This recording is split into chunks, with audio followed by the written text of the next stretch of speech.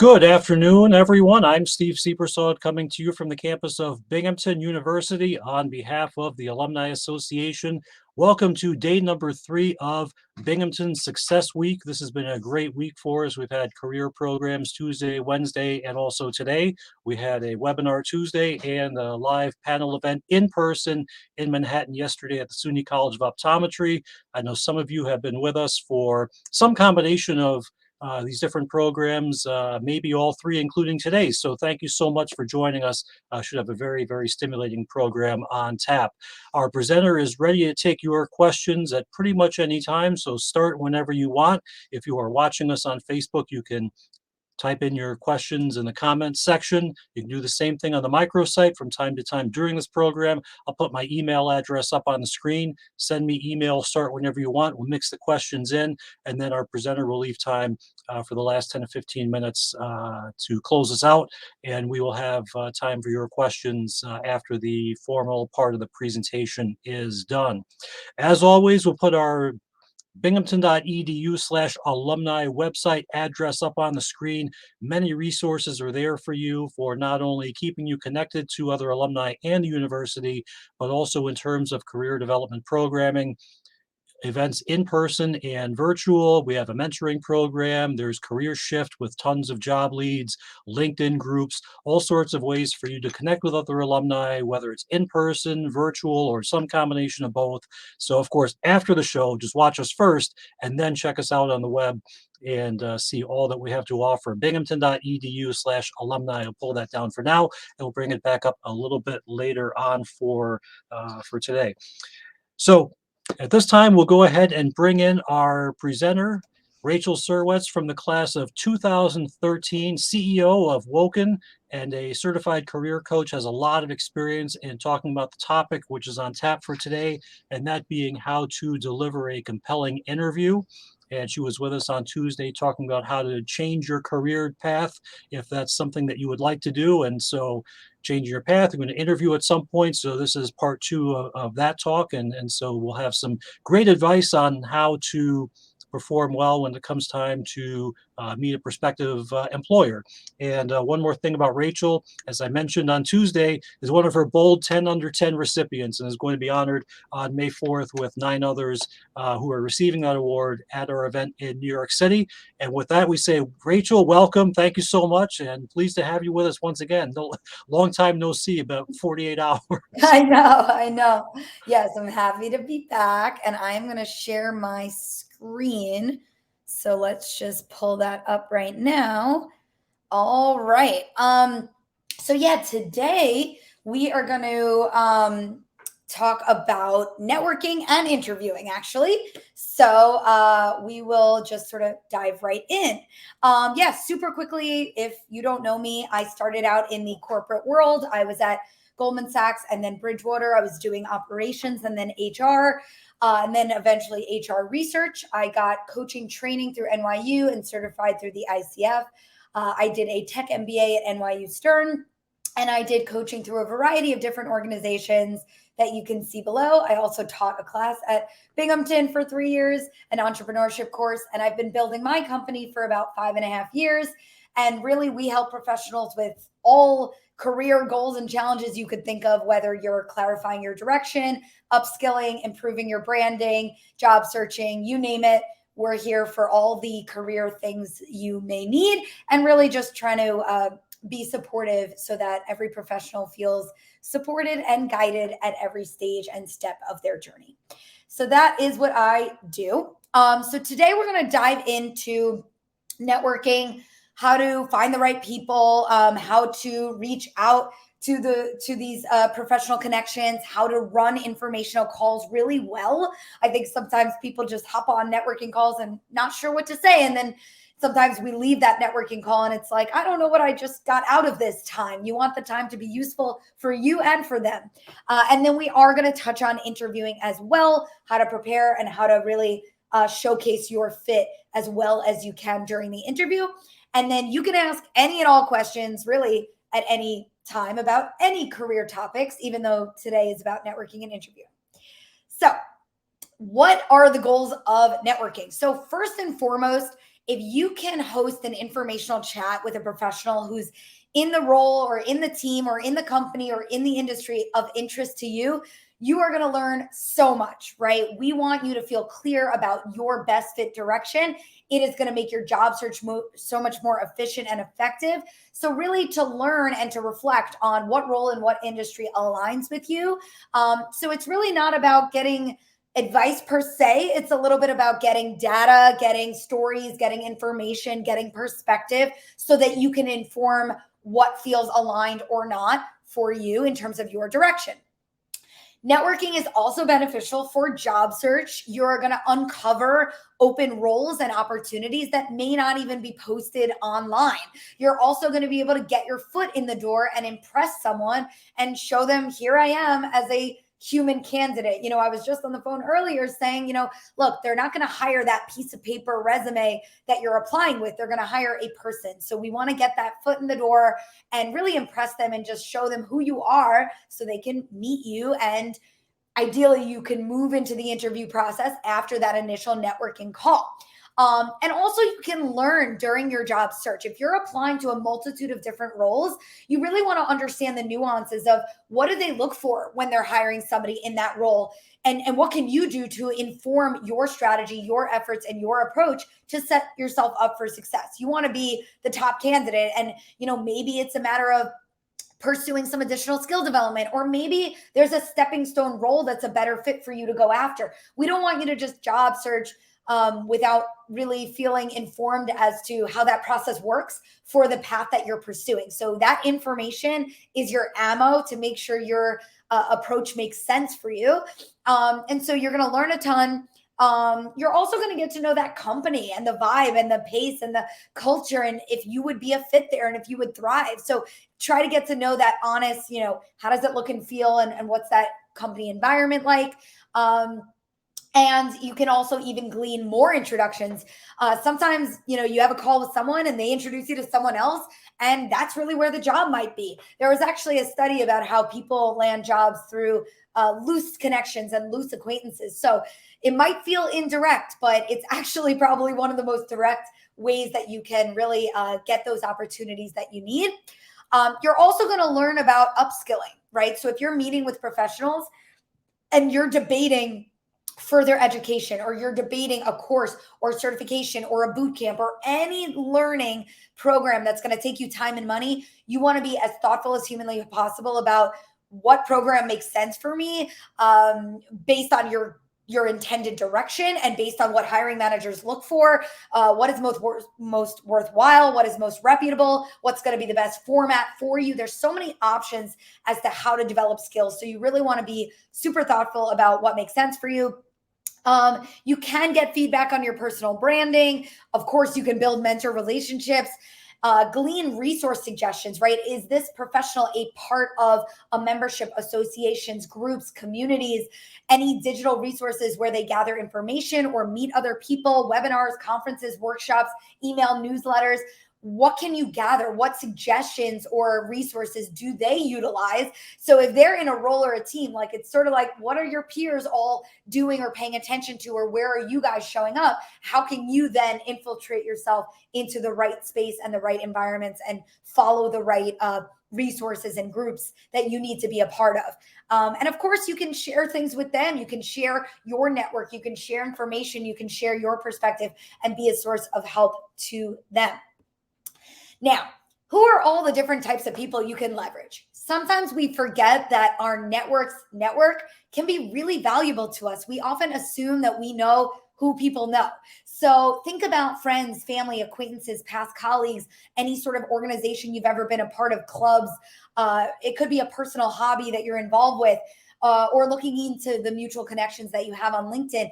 But try not to assume who your network knows. Sometimes our best friend, our cousin, our neighbor, our doctor. I literally once had an introduction made for me by a chiropractor to her client. So being open to sharing with sort of anyone that you meet, like, here's what I'm looking into, and see who they can introduce you to.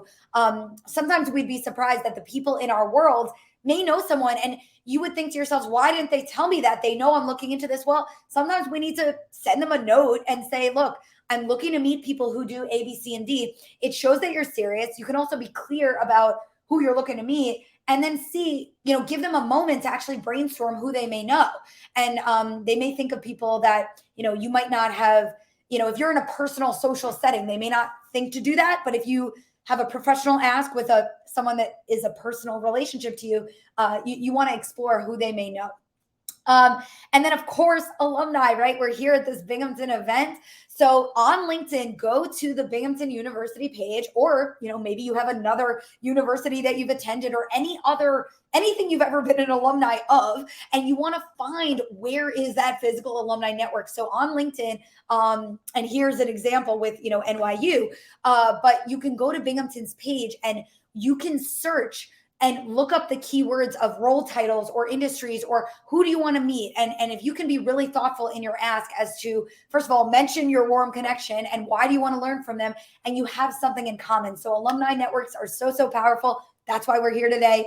And of course, you could reach out to cold connections. It's not unheard of that there's some stranger that you have nothing in common with, but if you can be really thoughtful as to, what are they doing and what do you want to ask them and what do you want to learn from them, and you're being reasonable in asking for 15 to 20 minutes, and you're being clear and specific with what you'd want to learn from them, some people will be open to that and being kind to help you.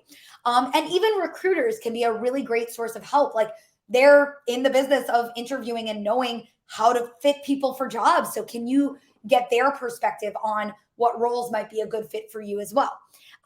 So being open-minded, being comfortable to share and to ask, even in a social setting.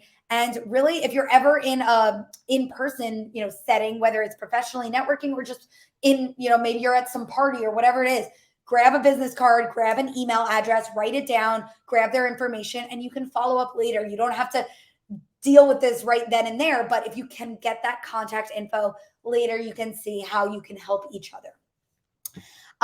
Okay, so when you're reaching out, of course, you want to be really, really thoughtful. I personally prefer email if you can find their email address more than LinkedIn messaging. Try to get their contact information, try to get an email introduction. And how should you reach out? You are going to be clear, authentic, and concise, and you're going to add context. Tell them you're learning, tell them you're researching, tell them you're exploring, telling them you're gathering information is going to go a very long way for them to know that you're being thoughtful and you're just doing your homework. You really don't want to just say, like, I'm looking for a job. You want to try to, what can the person help you with? They can give perspective and information. They may or may not have a job opening for you, but how can you learn from them, and how can you ask something that they can actually do, right? Which is give you some information. And so there's different scenarios. You may have a scenario where you ask somebody who they may know and you try to get some introductions. Another scenario would be trying to learn from that person directly and just having an informational chat with that person. And just make sure to be clear in your email, even though you're going to be brief. What are a few topic areas that you might learn from them about, rather than being broad or vague about, oh, I just love to network with you or pick your brain? How can you go the extra mile and show them that you have a few things on your mind?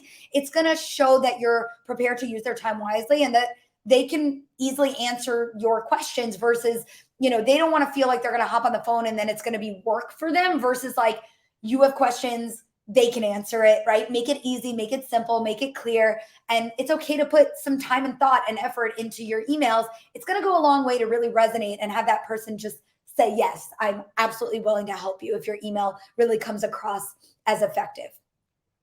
Running an informational call. So let them know you have an agenda. Sometimes people hop on these calls, and even though you're the one asking them for help, like if they just sort of ramble, whoops, hold on. Goodness gracious. There we go. Okay. So sometimes people will just bulldoze the time and just ramble about different things. Come in prepared. Come in with a list of 5 or 10 or 15 questions. You, of course, can be in the moment in addition to your prepared list of questions. But you do want to let them know that you've prepared questions for them, just so they don't take it into a direction that's not helpful for you. And you want to leverage their vantage point. This is one of the most important things when you're doing sort of exploration. You may not necessarily need to just learn about their role, but what about the other roles on their team? Or what about the other teams that they work with? Or what about maybe there's a vendor or some agency, or they outsource their help somewhere else and they have some external stakeholder that they work with. It could be any number of things in their exposure and their vantage point that may be more applicable to you. So you can really leverage their world in order to learn beyond just that person's day to day.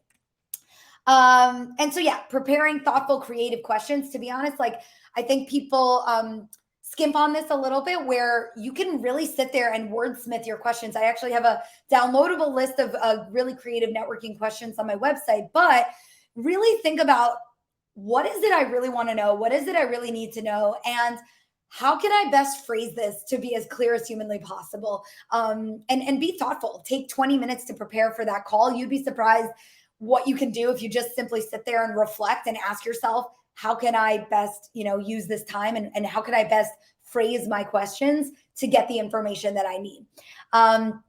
So yeah, in terms of job search, you might want to learn about, like, who are the last 3 new hires on your team, and are there any trends or commonalities about those particular new hires that really stood out, right? Get trends, get data points, get patterns, get stories. You want to understand the reality of their culture. Even for job search, these calls are mostly learning. At the end of the call, you can sort of say, I'm exploring, and see if there's any opportunities that they're aware of, and try always to get another call out of it if they're willing to introduce you to the next best contact to learn more about that open role, and see what other introductions they're willing to make for you. Now, if you're preparing, you want to think about your research and your questions that you have. And of course, if you have suggested questions, I'm happy to give you suggested questions. But if you have any other resources where someone has given you guidance about what you might think to ask, you can think about the person's background, the company, the role, the industry, the recruiting process, skill development opportunities. These are just a few buckets of areas that you might want to think about or ask about. Of course, you can read through the company website. You can read through that person's LinkedIn profile and just draft some questions in priority order of what you really want to know, sort of most to least, and just give yourself 20 minutes to prepare. Try not to leave it to the last minute. Give yourself enough time to figure out how you really need to use that time to your advantage. I'll jump in for just a second Yes. with 2 mini commercials and then a question, and put the email address back up on the screen here. So if you have questions, shoot them to me by email. Start now, and we will mix these in during the show. Those of you who had signed up ahead of time to watch today's webinar, we're going to follow up email from us probably tomorrow, if not on Monday of next week. It will have IamWoken.com as one of the resources. We'll link to Rachel's website, a lot of free things there that she can talk about later on during the session, free coaching call, resources for those who are looking to make the next step up in their careers. So that'll be something else we share. But then also she referenced LinkedIn groups. Just a couple of minutes ago, we have 2 groups that are offered by the Alumni Association, and you're welcome to join either or both of those groups. Thousands of alumni who are part of those groups. One is a professional networking group, basically for people looking to make connections with other alumni in their industry or their region or both. And the other is a job forum group, which is meant to be more for sharing job postings, obtaining job postings. So join one, join both. The links to those will be in the follow-up email. And on to the question as promised. And this question actually came just after we had signed off on Tuesday. And so I held on to it. And hopefully the person who asked the question is watching today. And it'll be, what are the special considerations for later career pivots when current salary and continuing need is high, but the search for deeper career meaning intensifies? Yes. So mid-career, late career, any really pivot, I think people worry a lot about, what's the feasibility? Do I have to start at an entry-level role, or how can I make the salary work? So first and foremost, try to give yourself the benefit of the doubt of just learning about what the pivot could mean for you. In our last session, we talked about a 3-part framework: the role, the industry, the environment. you might want to pivot like similar role in a different industry, and that might do the trick. Or you might just need a different environment, different culture, or you might need a different role. Obviously, that would be the biggest pivot. But sometimes there's ways of optimizing your next step without making it a 180 change. So you really have to ask yourself, what would be suitable? What would be interesting? What would be aligned? And try to start there. And then secondarily, you can strategize to say, how might I make that change happen? And maybe there's options, maybe there's stepping stones. But sometimes, when you do have experience under your belt, you might be able to make more of a lateral change than you may realize. You may have more transferable skills than you realize. If you've managed a team before, sometimes there's certain functions or roles where they're open to you learning some of the hard skills because you know how to be a middle manager or whatever it may be. And so sometimes there's openness to making these transitions easier than others, but it just depends. If you're trying to become a software engineer for the first time, obviously you're going to have to do a fair amount of skill development. So you really need to understand, what am I going after and what level of upskilling is required, or getting stories and getting trends and getting data points as to how do people break into this path? What is the reality and how does this occur? And if you get a few of those sort of patterns and stories and perspectives and information, which, kind of like what we're talking about today, when you do networking to learn, my favorite thing is asking similar questions to a lot of different people, right? So say you're looking into the world of software engineering, for an example, and you were to meet with 5 or 10 different engineers. How much stronger is your information going to be if you can really connect the dots across different companies or across different industries? That's really where you're going to solidify, what would this look like? And then you can make decisions and make a strategy and figure it out. You may say, you know what, there are roles that are a step in the right direction, but maybe it's not the 180 change that I really need. Maybe it's just closer to some of my interests. So getting to know yourself, getting to know what you want, and then understanding how these pivots really happen, and really just learning to inform what you may or may not want to do, and what change you can make to at least take a step closer towards your interests. So there's a lot more we can talk about with pivoting, but I'll keep going. These are just some example networking questions. I'm going to call out a few of my favorites. So if you're learning about a certain role, you might actually define that role in your own words and then actually ask the person, how do they define it? It's such a powerful communication tactic so that they can help you strengthen your own understanding based on the way you're interpreting things. Another thing is just asking yourself, what do I not know? What are my concerns? What are my hesitations? And how do I turn those things into questions to gather information? Another one of my favorites is, instead of saying like, what's your day to day? You can say, if your role was divided up into a pie chart, how would you divide up your week basically across, what are the key slices of that pie? It's such a powerful way of synthesizing, what does this role do? What does this person do all week? Sometimes people find it hard to answer, what do I do on a day-to-day basis? So if you sort of bucket the time across a few key categories, that's another way to more quickly accurately understand what that role really is. You could also say to them, here's what I think I'm great at. Here's what I think I love doing. Which roles or teams best reflect that work? It's another really good way of understanding what roles might be a fit for you. You could also ask, in their opinion, what is the difference between certain roles? That's a great way of understanding nuances between things that might be similar. Another really powerful question is understanding where a role could lead in the future, because any given role could lead to a variety of different future paths, but it helps for you to know like where it could go, because understanding the future of like what sounds exciting to you is a really good way of sort of triggering your clarity to know, oh, that sounds exciting, and so I would love to go do that. But you do want to balance like short-term decisions versus long-term. It's just nice to know, where could it take me, and do those options sound exciting and as a possibility? You also want to understand, what does it take to break into this role? If the training and the skill development and the pursuit of that role doesn't sort of interest you, then it may not be, the right role, right? You want to understand, you want to enjoy the journey of like, here's what I would have to go do to break into this path, right? So make sure that that journey of learning even sounds like something you would want to learn. What else? These are just a few examples. I've got a whole downloadable list of more on my website. And just make sure to reflect. If you're doing networking for exploration, or if you're doing networking during job search, what are you hearing? Really actively listen and, take a moment at least once a week to just say, what am I hearing? What am I learning? And what does that mean for me? And you want to make these pivots. You can notice here there's a quantitative measurement. This is a little bit more for job search where you can actually measure like, how am I doing? What am I doing? How much am I doing? And that may tell you where you can adjust. For example, if you're doing networking outreach but not getting responses, we need to look at either how you're phrasing your outreach, how warm those connections are, or maybe what platform and where you're reaching out. So you want to look at sort of what you're doing and how, if it's telling you how you're doing, right? But really just reflecting on all of this to see what can I adjust, what am I learning, and how can I pivot my approach.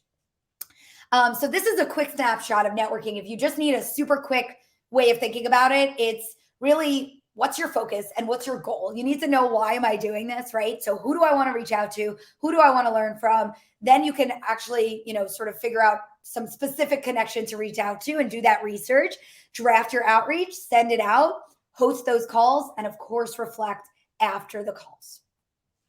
Interviewing. I'm going to touch on interviewing a little bit, and I'm sure we'll have a bunch of questions along the way. So we're sort of pivoting into what does it look like when you're actually in the job interview, and how do you sort of really thrive and succeed and run a compelling conversation. So in terms of interview strategy, right, you want to be clear, concise, and comprehensive. And that's why it's hard, right? We can't just ramble like we do in normal everyday life. We have to be organized in our speech. And how can we be comprehensive and concise at the same time? It's not easy. And that's why people get nervous, because it's that one conversation that you want to sort of leave nothing off the table, right? So how can we do that? You want to practice by pausing, right? Maybe you restate the question. Maybe you jot down a few thoughts on paper, and you want to think about what are the main themes or ideas or concepts or components of this answer. You want to show that you can think dynamically and think at a high level and think holistically and think comprehensively. So if they ask you some question, you might give a story, you might give an example of how and when you've done that before, but you also might just let them in on your process. Or maybe there's 3 main factors to consider, or there could be any number of frameworks or approaches that you give to answer that question. So you really want to pause and ask yourself, how can I best approach my answer? What are the components that I need to share? If you can comprehensively get your thoughts across, that's how they're going to trust you to operate independently. Do you know the important key components to consider for this type of work? Are you going to be able to operate independently? Are you going to be able to be resourceful and think about the right things and ask the right questions, right? And what's beautiful is if you can run a structure to your answer, use transition words to guide them along in your thinking. So for example, you could say something like, well, first I consider, who my target market is. And secondly, I make sure to do the market research into the competitors. And thirdly, I make sure to look at the data and the analytics so that we have the quantitative measurement. And lastly, I do an A/B test I'm making this up, but using transition words is going to help you to say, what are the different ideas on my mind and where am I going with this answer? Of course, give stories and projects and examples as much as humanly possible. It really brings to life the fact that you've done that thing before, right? Which is super, super important. And maybe you've done that thing not just once, but many times. So don't just give stories, but give context, right? You could give one example, but maybe that's something that you've done for years now. You can also let them know that and then give them one example. Always stay authentic. Don't just tell them what you think they want to hear. They're going to smell it if you're just being generic with jargony words. So worst case scenario, if you're nervous, just be yourself and know that they need to get to know you, in order to get confident in who they're hiring and get to know who they're hiring. It is half about skills and it is half about rapport. So try to get along with them, have fun, make it personal to an extent that's appropriate, but how can you relate? Like they want to know that they're going to sort of enjoy working with you. And then of course, can you do the job? And removing distractions. So even if it's virtual, if it's on the phone, if it's video, or if it's in person, remove all distractions. All you need is a blank piece of paper and a few extra pens and your list of questions for them. You do not need anything else. Be focused, be mindful, be present, and be in the moment. That's the best thing that you can be. All your notes and all your prep and all your practice is something you can do beforehand. Yeah, that is kind of my main strategic tips. I will keep going until I'm interrupted with questions. But how can you prepare? How can you practice? So first and foremost, of course, you can do research on the company, what's going on in the news about that company or about that industry or about the innovations that are going on in that arena, as well as what can you read simply on their website. Take notes. You're naturally going to think of questions when you read their website. Now, practicing out loud, I cannot say enough. If you practice different interview questions out loud every day, even if you take 5 minutes, you are going to get so much more comfortable, because the style of speaking in an interview is a little alien to us. So when you show up to the interview, we want you to feel comfortable with the style. You don't have to memorize your answers, but we just want you to not feel like, oh, I've never done this before and I've never spoken in this manner and I've never figured out the pace of how to talk for 2 minutes. So you want to get used to that. And that way, in the moment, all you have to do is focus on, what story do I want to tell? And how do I think about, what to share when and with who, especially if you have multiple interviews in a row. So you really want to be able to be in the moment. That practice ahead of time is just going to do wonders for your comfort and your confidence when you walk in the room. So write down as many stories as you can. We can talk about the STAR format if anybody wants to learn about that, but it's a really good way of telling a story. And really every single element of the requirement of the job posting, write down a story that showcases, like, in your mind, how can you remember a time when you've done that thing before? So usually there's 6 or 8 or 10 or 12 bullets on that job posting. Really dive into each of the requirements, as well as the common behavioral questions. Of course, you're going to prepare strengths, weaknesses, a failure, an accomplishment. Tell me about yourself. Walk me through your resume, all that good stuff that you can expect. Once a day, pick a question, say it out loud, and practice it as if you were truly receiving it. So if your interview is going to be in person or virtual, you could bring up a blank Zoom, or you could just speak to a wall, but practice your body language. Practice, are you going to take notes on a piece of paper? You could ask yourself the question and then answer it. So really do all the different tactics. Are you going to restate the question? Are you going to use those transition words? Really try to recreate the moment as closely as you can. And you sort of want to, you can take notes ahead of time, but then you're getting off script, right? So what are you writing down ahead of time on your paper?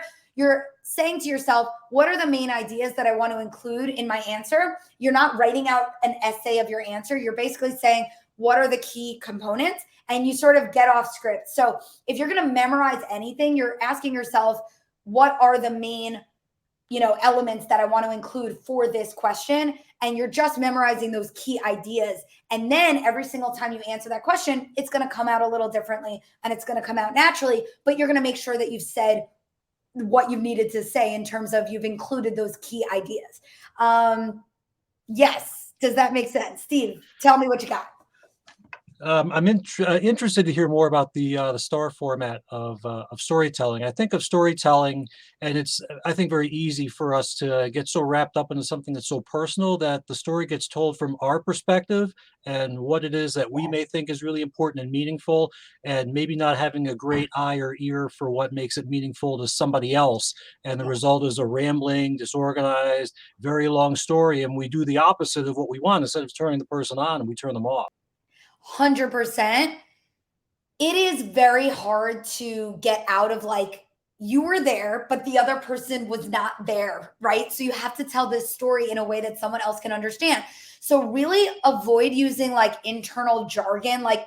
Maybe you had, Project Banana or whatever, some weird name of a project, or maybe you had some acronyms, or maybe it's okay if you're using industry standard terms. Like if you were using a tool like Jira or whatever, and the other person is going to know that, that's fine. But if you have any internal jargon, try to just use transferable words. So explaining the nature of that project in a way that someone else can understand who was not there. The best way of practicing is really if you can get someone else to listen. It could be a friend, it could be anyone, a coach, a mentor, a peer. If there's someone outside yourself who can listen, they're going to be able to tell you, this didn't make sense. I don't know what you're talking about. And so you sort of build the muscle of, how can I clearly articulate my ideas and remember that someone was not there? Now, the STAR method is a great way of trying to tell that story in a concise, structured way. So S is the situation, which simply means, what role were you in? What company were you in? Were you leading a team? Like, what's the context essentially for where were you? When did this thing happen and where? The T really means the task. So it could refer to a goal or a problem. What were you dealing with? What was in front of you at that time? And really kind of what was the situation? And then the A, this is one of the most important parts, which is, what were the several steps that you took? Sometimes we munge it all into like, here's what I did. But when you really break it down, there was probably more steps than you realized in terms of what you did. Maybe you had to first uncover the true root of the issue. You had to analyze data. You had to meet with different stakeholders. You had to synthesize and present your proposal for a solution. Then you had to, meet with the team and get everyone's opinions and agree to the pathway forward. And then you had to oversee the project. I'm making this up, but usually there's multiple steps to the actions that you had to take to achieve that goal or resolve that task or resolve that problem. The R is the result. So what was the outcome, the impact? How did it go in the end? And you ideally want to state some metrics or numbers if you can. But even if you have to just say qualitatively, like, the client was happy, or anything that you can prove, ideally as specifically and tangibly as you can, how did it go in the end, right? How did it end up? So yeah, that's the STAR method. As you can see on this slide, this is a little bit of an example of how to think about STAR.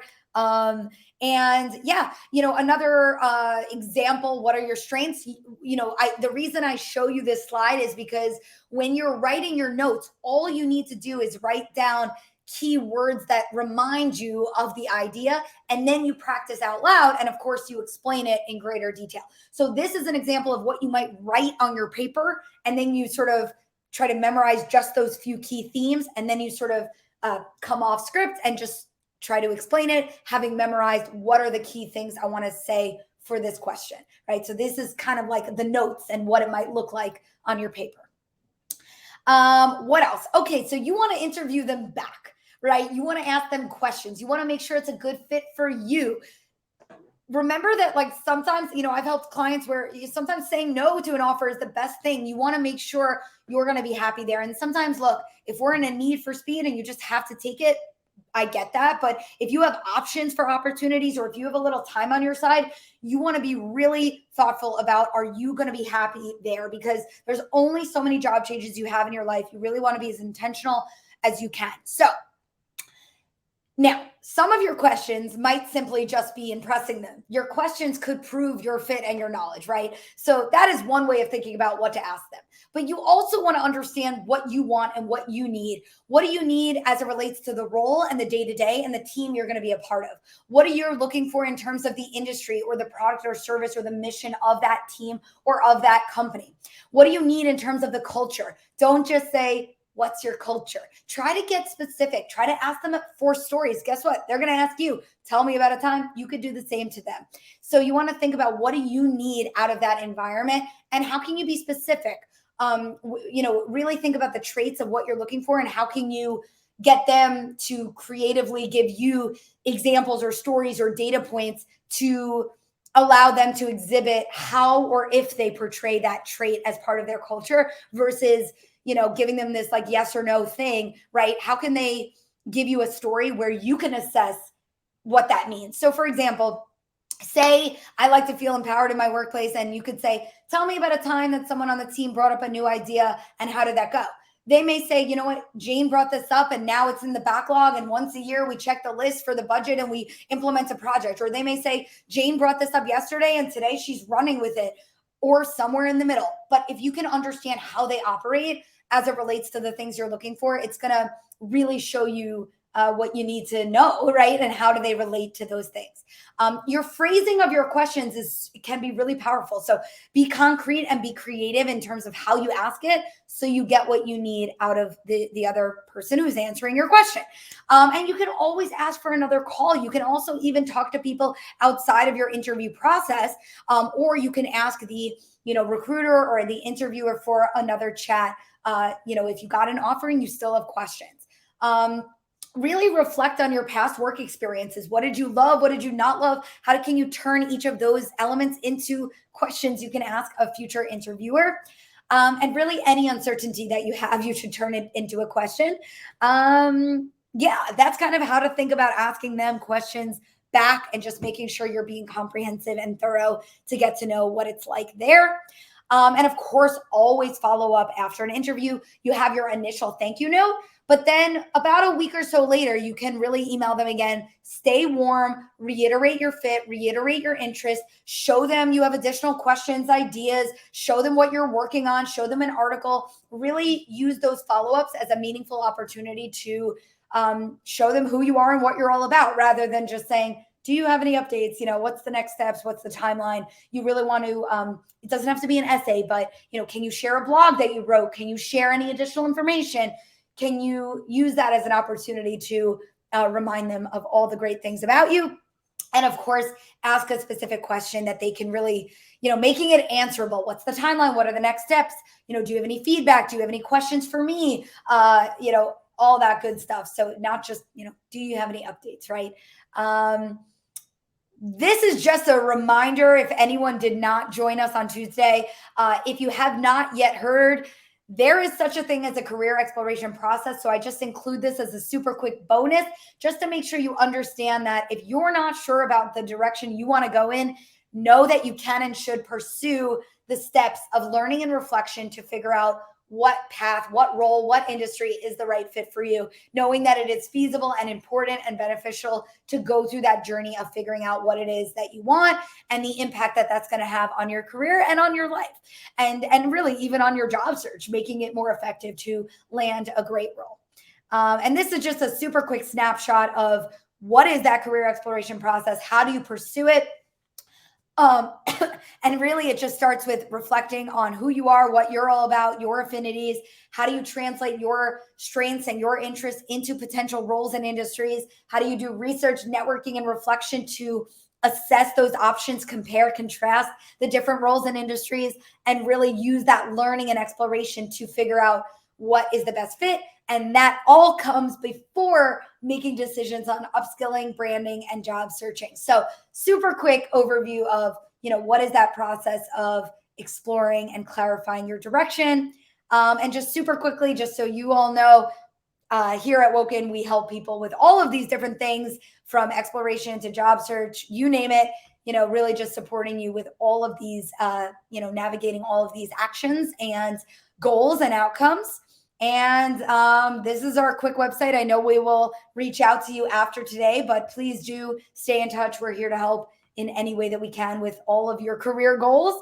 And I'm happy to answer any and all Q&A that we have. Rachel, thank you so much. And we'll put the email address back up on the screen. So do send us your questions. We have about 15 to 20 minutes left, and I wrote down some questions. I'd rather mix in your questions, so do send them, although I think my questions are pretty good too. So thinking back about a couple slides ago, we looked at interview advice. And so I'm curious what specific advice you'd have for group interview situations, because many times you are brought into a company and they want to have you meet as many people as possible. And the group interview is one of the most efficient ways that gets done. And that can be an anxiety provoking situation for some people. It's a very different dynamic from the one-on-one. So I'm curious to get your thoughts on that. Yeah. Well, there are certain times, I think this is going away a little bit more, but there's definitely like group interviews where there's multiple candidates in the room. Sometimes there's group interviews where there's multiple interviewers in the room. And it's a really good point, because as it relates to networking and interviewing, we didn't exactly touch on the mindset and the nerves. And that's absolutely a part of all of this, right? So first and foremost, just get support to navigate your confidence in general as you approach all of these things.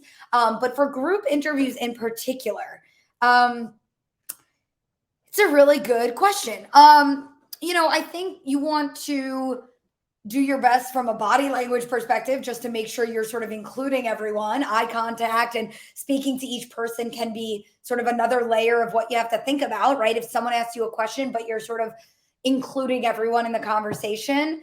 I think other than that, I mean, I don't think there's too much you necessarily need to do super differently than you would otherwise.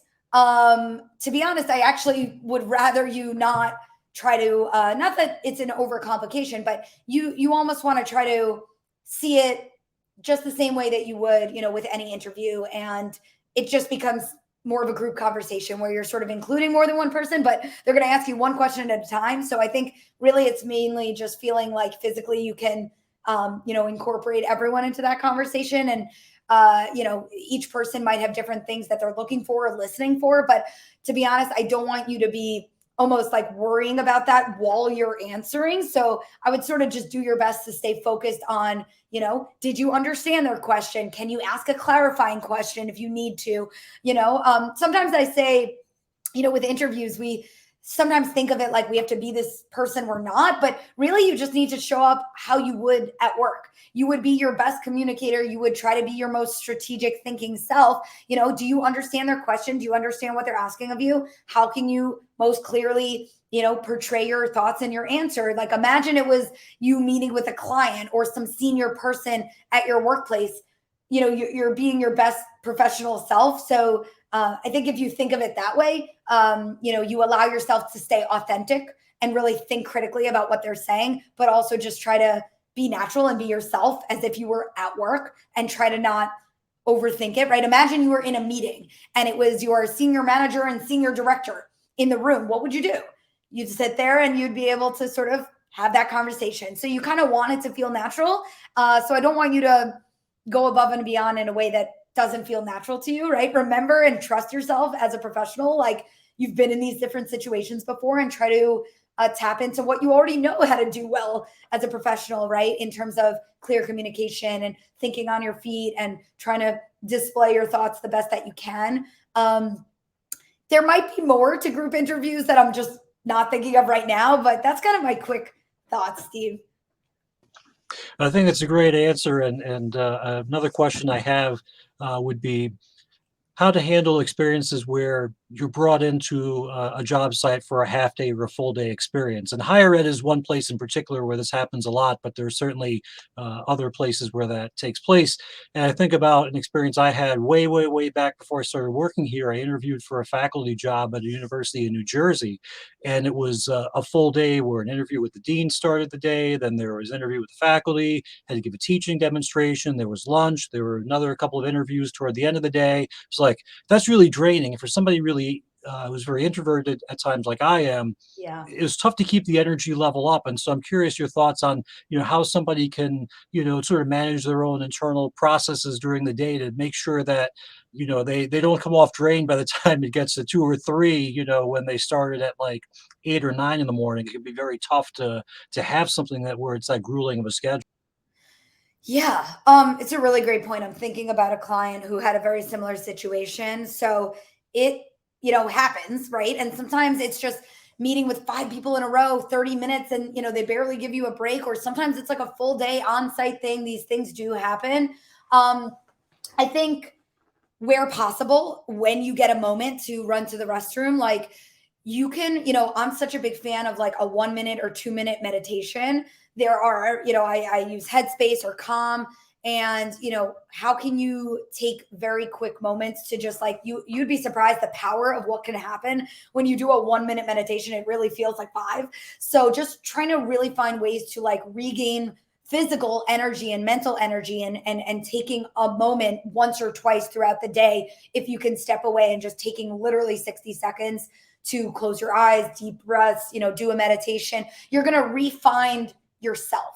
And that's what you need, is to refine a little energy, refine a little focus, and refine yourself in that journey so that you can show up, continuing to answer questions and be on your A game.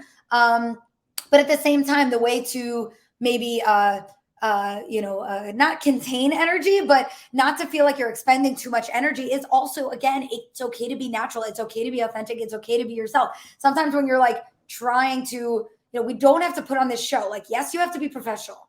Yes, you have to be your best thinking self, but don't try to force something and be someone you're not. And if you're being yourself, to your point, yes, for an introvert, that might just simply be a long day.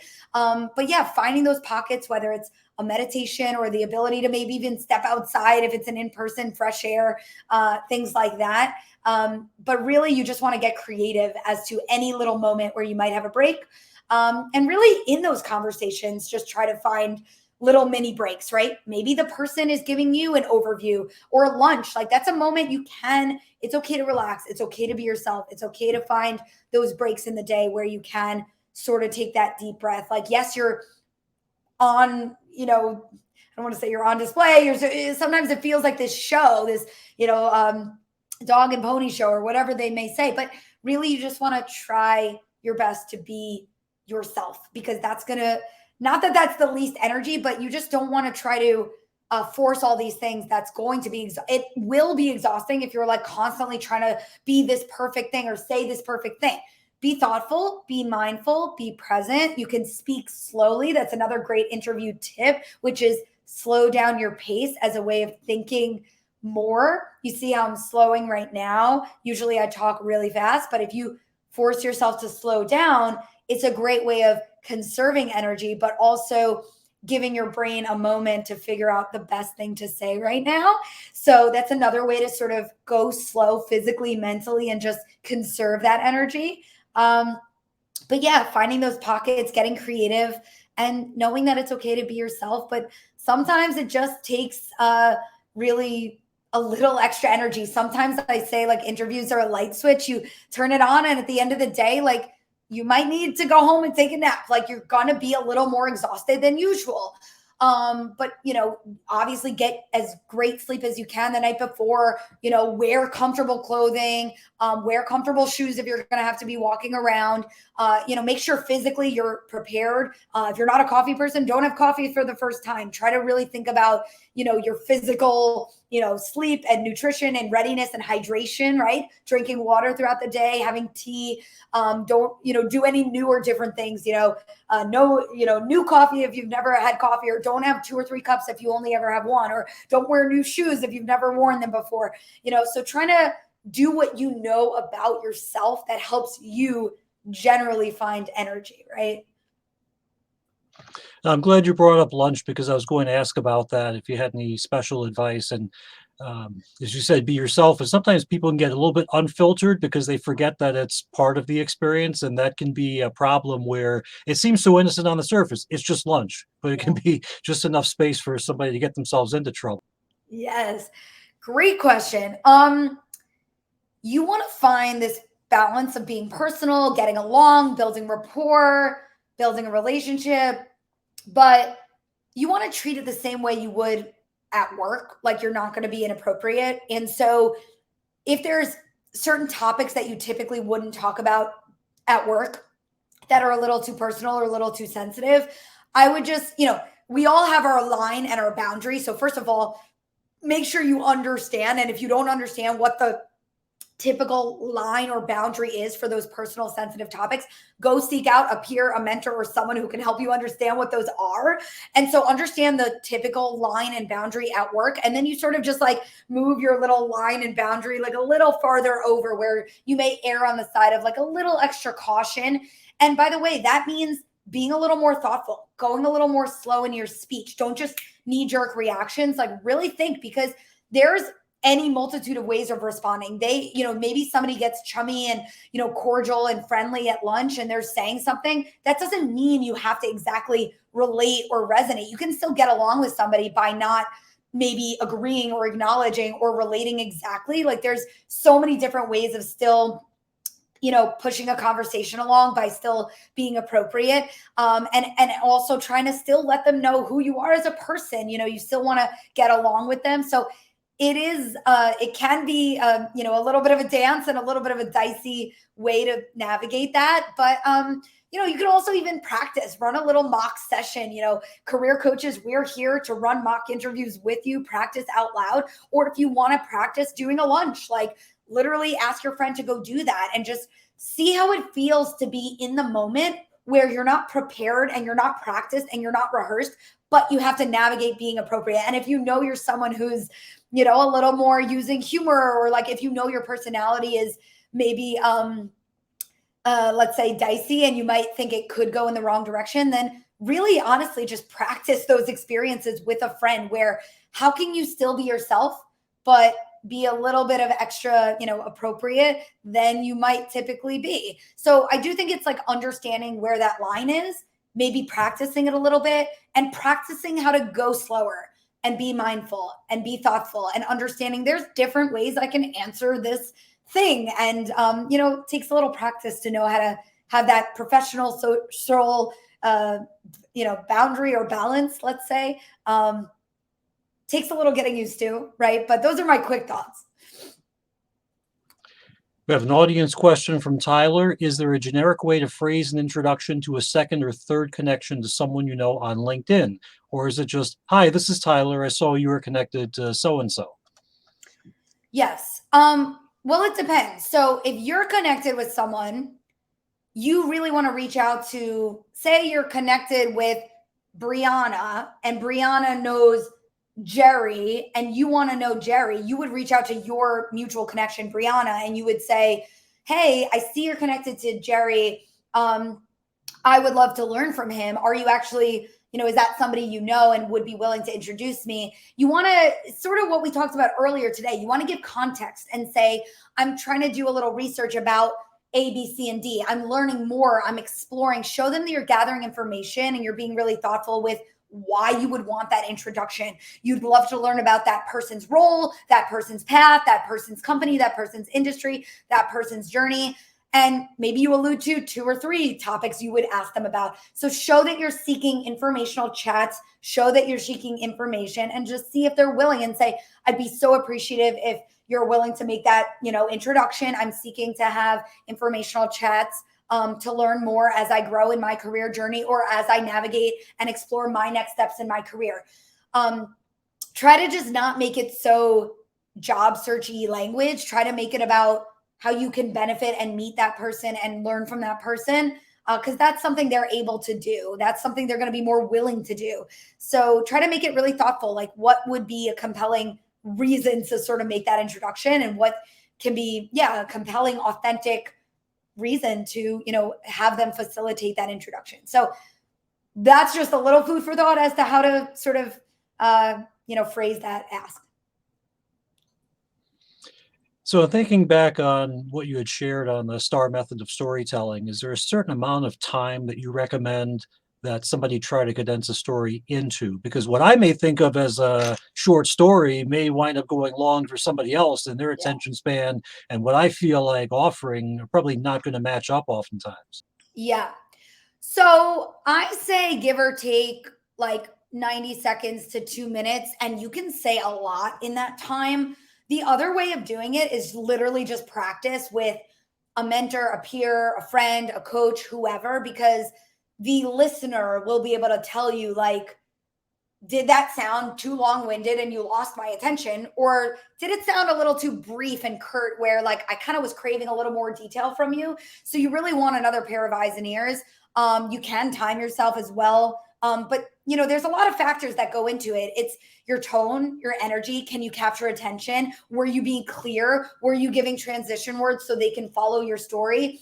What was your pace? Were you speaking too quickly or too slowly? So there's so many other elements to sort of capturing attention. But, give or take, that's kind of the balance of the right length. Beyond 2 minutes, like it can be a little too long. You don't want to lose somebody. So again, it is a weird balance. And this is why you want to practice out loud. So if you have 5 or 10 or 15 common best, project stories, literally out loud, use that STAR method and just say it out loud, because you sort of have to workshop. If there was a project that took you 3 months, 6 months, 9 months, 12 months, how can you speak in 2 minutes to tell that story. Even though the project took so long, there are ways of summarizing things clearly, and just know that they can always ask follow-up questions. They can always ask for more detail. So you want to find that happy medium of like giving them enough where this STAR, it sort of comes to resolution in the end. But also they're very much, you leave it to them to react and ask for more detail where they truly want to hear more from you about. Before we wrap up, I just have one more question relating to interviews. It would be about how to manage your emotions and temper your expectations during the interview, because I think sometimes it's very easy to pick up on cues that are happening around you in the room and to form conclusions about how the experience is going that may or may not actually be true. Like, let's just say you do the group interview and you get that one tough person and they don't react to something, or maybe their face looks sour, and you sort of internalize that maybe you shouldn't, and you should just ignore it and look at everything else in the room. But it can be a little bit easy, I think, to get a sense maybe this isn't going well, or to take it the opposite way and you read something or you feel like, I feel good, but it doesn't necessarily match up to, you know, okay, I think it went well, but I don't get a call after. That could be a very tough thing for a lot of people. Yeah, I think in the moment, do your best not, like, you do want to sort of build rapport and understand their tone and their energy, but try not to, look into some of those things, because you never know. Like, somebody could just simply be serious, or somebody could have any number of personality traits or whatever. We don't know what is going on for them and what they're thinking. So yes, you want to sort of pay attention to manage the conversation with the right tone and energy, but try your best to practice how to be present and how to be mindful and how to be thoughtful with your own communication. And if they're not engaging, I mean, you could get creative and maybe you ask them a question, maybe you engage them. So you could sort of use it as an opportunity to like see how you may adjust yourself, but try your best to like not overthink it. And as long as you're practicing how to be as thoughtful as you can with your communication and your energy and your tone, all you really can do is control yourself. So, it's, you don't want to be thinking about too many things to distract you in the moment. I know it is hard to do. But on that note, I know we're sort of at time, so I'll let you wrap up, Steve, and we'll have this recording for everyone to watch after. Yeah, so that was one of the questions that we got by email is, will the recordings be available after the fact? They certainly will be, and the link will be in the email that goes out to everybody who registered, but we'll also link to it from the homepage, and it's a good opportunity to put that back up on the screen, binghamton.edu/alumni, and one of the cells that are on the homepage will take you to the archived videos of this session and the one from Tuesday. And Rachel, you've done double duty with us this week, and we appreciate it very much, and thank you so much. And I know our alumni are finding it helpful, because we got a lot of great feedback after Tuesday's session. I'm sure today's will do the same, and we really appreciate the time that you've spent helping everyone. And Rachel's website is going to be in the follow-up email as well, and so she'll be very happy to hear from you. Thank you again very much. You're very welcome, and I'll see you all soon. And that's going to wrap it up for today. Put our website address back up on the screen one more time. And so we certainly appreciate all of you who had participated in Binghamton Success Week, either by attending the webinar on Tuesday in addition to this one, or maybe did Tuesday or Thursday, did the panel in New York City. Some of you got bonus points for doing all three. The biggest thing is that we really hope the information has been helpful to you and will help you to make the next step up in your career, because that's what it's all about. It's success. Your success is our success, and we really wish that for you. And again, these recordings will be up perpetually so that you can always dip back in and take a look at what you need. And if you want to watch something again, look at the slides, or get Rachel's advice, that is all there for you. So that'll wrap it up for today. Our next program that we'll have on tap is going to be May 16th, and that's going to be a Tier Talks webinar Tuesday night, May 16th at 6:30. And that's going to be a critical look at the New York City housing market, the program called A Place to Call Home. And we'll have two alumni who are experts in the real estate space in the New York City market, talking about trends, and then also efforts to maintain affordable housing. So prices, as we know, are going up, but we want to make sure it's a place for everyone. And so we're going to be covering all sides of the issue. Should be a very, very stimulating program. So for Rachel Serwetz, I'm Steve Seepersod. Have a great rest of your day, and we'll see you next time on the Binghamton Learning Network.